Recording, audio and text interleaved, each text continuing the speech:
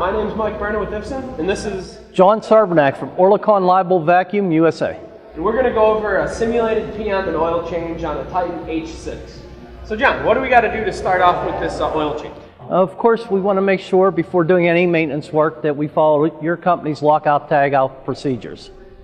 After that, we'd want to start by venting the pump package, and there would be on your pump package a port on the motor end that we could remove and vent the pump back to atmosphere. Okay, so when you make the oil, or when you do the oil change, you don't want to have any vacuum in the system. Correct. After that, it's best to have the pump while it's still warm for better oil drainage. So right after you turn it off, it's best to do the oil change. Correct. At which time the first thing I'd recommend doing is removing the oil fill plug. This will allow for smoother oil flow out the drain plug later. Okay, after you remove the oil fill plug, have a vessel large enough to hold 1 gallon of oil plus, so you'd want to use maybe something that could hold a capacity of 2 gallons of oil. Simply just unscrew the drain plug, which is located underneath the pump, and let the oil drain out.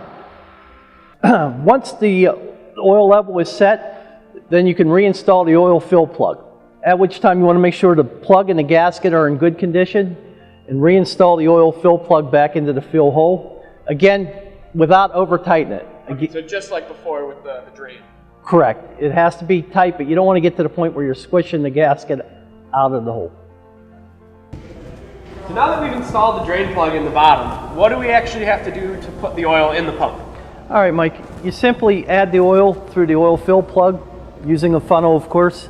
You're going to want to bring the oil level up to a half a sight glass, at which point you're going to wait 10 minutes. Okay, so you got to let it sit a little. Yes, the oil has to equalize from the front of the pump to the back of the pump, and that takes roughly 10 minutes. Okay, so you got to give it adequate time. Yeah, you can wait 20 minutes, that'd be fine.